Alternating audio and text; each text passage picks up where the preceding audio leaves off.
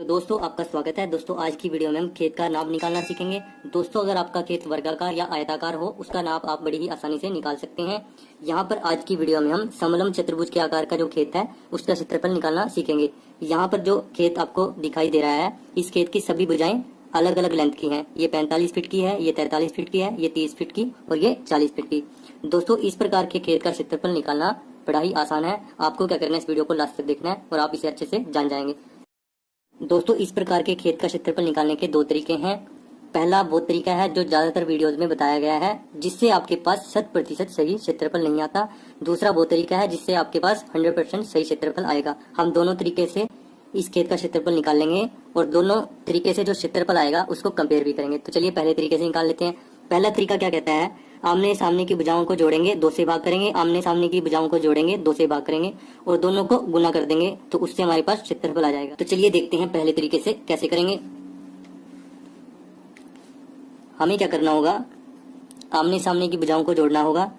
40 plus 45 बटे में 2, ठीक है, गुना में आमने सामने की भुजाओं को जोड़ना होगा अगेन 43 प्लस 30 बटे में 2।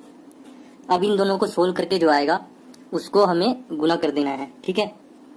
40 और 45 कितना बनेगा, 85 बटे में 2 गुना ये कितना बनेगा 3, 7 बटे में 2, ठीक है। अब इसको हल कर लेते हैं। 85 को 2 से भाग देंगे, हमारे पास आ जाएगा 42.5 42.5 और 73 को 2 से भाग देंगे, हमारे पास आ जाएगा 36.5, ठीक है। अब इन दोनों को गुना करके हमारे पास आ जाएगा 1551.25 स्क्वायर फीट। तो ये आपका क्षेत्रफल आया, ठीक है। इन दोनों को आप कैलकुलेटर की मदद से गुना कर सकते हैं, ठीक है दोस्तों। तो पहले तरीके से हमारे पास क्षेत्रफल कितना आया, 1551.25 स्क्वायर फीट।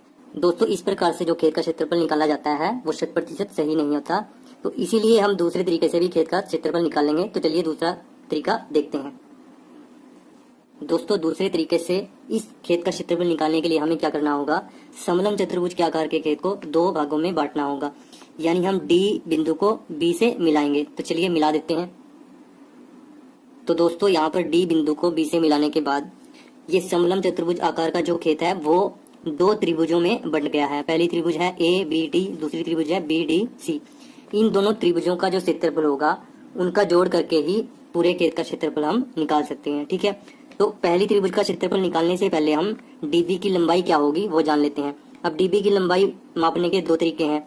पहला तरीका तो ये है कि ये हमारे पास ए बी डी त्रिभुज क्या बनी है, समकोण त्रिभुज, ठीक है। तो पाइथागोरस प्रमेय लगाकर हम इसे माप लेते हैं, ठीक है। तो चलिए पहली त्रिभुज लिख लेते हैं यहाँ पर, त्रिभुज ए बी डी में, ठीक है। ए बी डी त्रिभुज क्या है, समकोण त्रिभुज है। इसमें क्या है, पाइथागोरस का प्रमेय हम लगाएंगे यहाँ पर।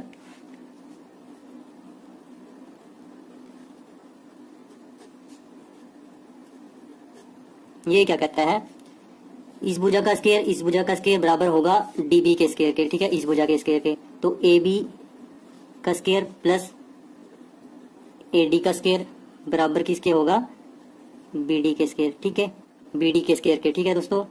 अब ए बी का स्क्वायर यानी 40 का स्क्वायर प्लस 30 का स्क्वायर यानी ए डी का स्क्वायर बराबर बी डी का स्क्वायर, ठीक है। अब इसको सोल्व करके हमारे पास क्या आएगा, 1600 प्लस 900 बराबर बी डी का स्क्वायर, ये बन जाएगा 2500 बराबर बी डी का स्क्वायर और बी डी यहाँ से क्या निकल के आएगा, वर्गमूल में 2500, जो आ जाएगा हमारे पास 50 फीट।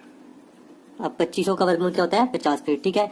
तो दोस्तों आप इस तरीके से भी इसको निकाल सकते हैं। अगर आपको इस तरीके का नहीं पता तो आप क्या करेंगे, डी बिंदु पे खड़े होकर फीते की मदद से इसको यहाँ तक बी तक चलकर माप सकते हैं, ठीक है दोस्तों।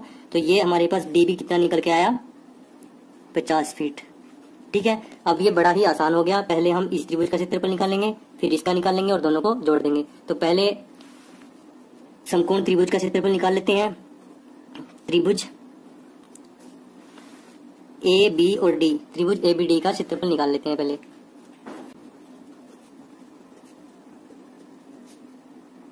तो त्रिभुज एबीडी का क्षेत्रफल निकालने के लिए हम क्या करेंगे, सबसे पहले तीनों भुजाओं को जोड़ देंगे और 2 से भाग दे देंगे। ठीक है, तो जोड़ते हैं तीनों भुजाओं को,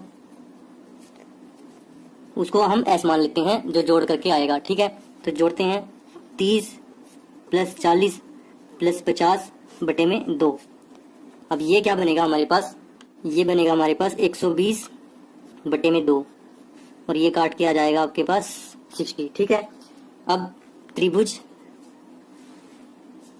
ए बी डी का क्षेत्रफल क्या बनेगा, जो ये यहाँ पर जोड़कर आया। ठीक है, इसको हम ऐसे लिखेंगे और इसमें से पहली भुजा को घटा देंगे। ठीक है, तो 60 में से पहली भुजा घट गई, हमारे पास कितना आ जाएगा 30। 60 में से 30 गया 30। ठीक है, अब क्या करेंगे, 60 में से दूसरी भुजा को घटाएंगे। 60 में से 40 गया, हमारे पास कितना आ गया 20। अब लास्ट में क्या करेंगे, 60 में से अंतिम भुजा को घटाएंगे, ये कितनी है 50। 60 में से 50 गया, हमारे पास कितना आ गया 10। और इस सब का क्या कर देंगे, वर्गमूल कर देंगे। ठीक है दोस्तों, हम क्या करेंगे, सबसे पहले तो इस एस को लिखेंगे जो कि 60 है, फिर इसमें से पहली भुजा घटाएंगे, इसको लिख देंगे, दूसरी भुजा घटाएंगे, उसको लिख देंगे, फिर तीसरी साइड को घटाएंगे, उसको लिख देंगे। इन चारों की गुना करके वर्गमूल निकाल लेंगे तो हमारे पास पहली त्रिभुज का क्षेत्रफल आ जाएगा। ठीक है दोस्तों, अब इन सबको गुना करके हमारे पास क्या आएगा, 6 × 18, 18 दूनी 36, ये आ जाएगा हमारे पास 36, 1 2 3 4 4 0। ठीक है, और इसका वर्गमूल हम निकाल के क्या आएगा हमारे पास 600 स्क्वायर फीट। ठीक है दोस्तों, तो त्रिभुज एबीडी का क्षेत्रफल क्या है हमारे पास 600 स्क्वायर फीट। ठीक है, अब एक त्रिभुज का तो क्षेत्रफल निकल गया, अब हम दूसरी त्रिभुज का क्षेत्रफल निकाल लेते हैं। ठीक है, तो दोस्तों यहाँ पर दूसरी त्रिभुज क्या है हमारे पास BDC। त्रिभुज BDC का क्षेत्रफल दोस्तों उसी तरीके से करेंगे जैसे हमने पहली त्रिभुज का क्षेत्रफल निकाला था। ठीक है, तीनों भुजाओं को जोड़ देंगे, उसको हम एस के बराबर रख लेंगे, 50 + 45 + 43। ठीक है दोस्तों, बटे में 2। अब इन तीनों को जोड़कर हमारे पास क्या आ जाएगा 8 9 और 4 13, ये आ जाएगा 138 बटे में 2। इसको काट देंगे, 2 × 12, 2 × 9 में 18, तो ये आ जाएगा 69 69। ठीक है दोस्तों, अब सेम तरीका फॉलो करेंगे। त्रिभुज BDC क्षेत्रफल क्या करेंगे, हम 69 को लिख देंगे, जो एस था उसको लिख दिया। 69 यानी 69 को लिखने के बाद क्या करेंगे, इसमें से पहली भुजा घटाएंगे, तो 69 में से 50 गया, हमारे पास कितना आ गया 19। 69 में से 45 गया, हमारे पास कितना आ गया 24। 69 में से 43 गया, हमारे पास कितना आ गया 26। ठीक है, क्या किया हमने यहाँ पे दोस्तों, सबसे पहले एस को लिखा, फिर उसमें से एक एक भुजा को घटा के जो आया उसको लिख दिया। पहली भुजा को घटाया 19 आ गया, दूसरी भुजा को घटाया 24 आ गया, तीसरी भुजा को घटाया 26 आ गया। ठीक है, इसका वर्गमूल निकाल लेंगे।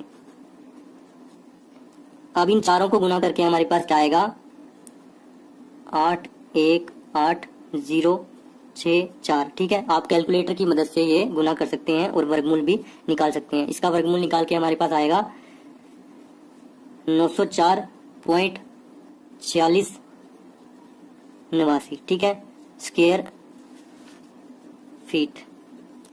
तो यहाँ पर त्रिभुज BDC का क्षेत्रफल क्या है आपके पास 904.4689 स्क्वायर फीट। ठीक है, अब आपको क्या करना है, दोनों त्रिभुजों के क्षेत्रफल को जोड़ देना है। अब दोस्तों खेत का क्षेत्रफल यानी चतुर्भुज ABCD का क्षेत्रफल क्या आएगा, त्रिभुज ABD का क्षेत्रफल जमा त्रिभुज BCD का क्षेत्रफल। ठीक है, तो त्रिभुज ABD का क्षेत्रफल क्या आया था हमारे पास, ये आया था 600 स्क्वायर फीट। ठीक है, लिख लेते हैं 600 स्क्वायर फीट। ठीक है, और त्रिभुज BCD का क्षेत्रफल क्या आया था 904.4689, लिख लेते हैं इसको भी। अब दोनों को जोड़ देंगे तो हमारे पास खेत का क्षेत्रफल आ जाएगा। जोड़ते हैं दोनों को, 4689 तो ऐसे रहेगा, 904 जमा में 600 कितना बनेगा 1504। ठीक है दोस्तों, तो हमारे पास क्या क्षेत्रफल आया 1504.4689 स्क्वायर फीट। ठीक है दोस्तों, आई होप यहाँ तक आपको अच्छे से समझ में आया होगा। अगर आपको कहीं पे डाउट है तो आप वीडियो को एक बार दोबारा देखें, आपका वो डाउट अवश्य ही क्लियर हो जाएगा। तो दोस्तों अब हम कंपेयर करते हैं कि पहले जो तरीका था उससे क्या क्षेत्रफल आया था और दूसरे तरीके से क्या क्षेत्रफल आया। ठीक है, तो पहले तरीके से क्षेत्रफल क्या आया था हमारे पास, ये आया था 1551.25 स्क्वायर फीट। ठीक है, और दूसरे तरीके से क्या आया हमारे पास 1504.4689 स्क्वायर फीट। तो दोनों क्षेत्रफल में लगभग 47 का डिफरेंस है। ठीक है, जो ये दूसरे तरीके से क्षेत्रफल हमने निकाला वो सही तरीका है, उससे 100% क्षेत्रफल निकलता है। तो दोस्तों आपको यही तरीका फॉलो करना है।